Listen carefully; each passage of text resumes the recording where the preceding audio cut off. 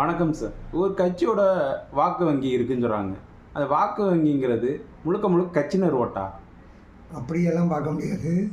கட்சியினர் ஓட்டு ஒரு வகையில் ஒரு குறிப்பிட்ட சதவீதம் இருக்கும்.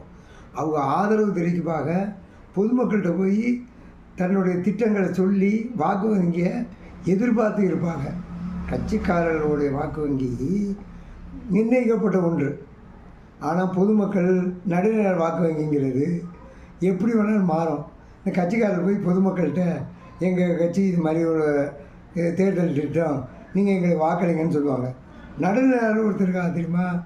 அவங்க என்ன செய்வாங்கன்னா, எந்த கட்சி நல்லது, என்ன மாதிரி திட்டம் நல்லது, எப்படி நம்ம ஓட்டு போடலாம், இன்னும் ஒரு வருஷம் இருக்குது தேர்தலுக்கு, என்ன மாதிரி மாற்றிக்கலாம் தன்னை தானே, இல்லை இந்த அரசு இந்த கட்சி இதெல்லாம் நமக்கு நல்லது செய்யுது, அவங்க பக்கம் போய் சேரலாமான்னு ஒரு வருஷம் யோசித்து அப்புறம் தான் அவங்க ஓட்டே போடுவாங்க.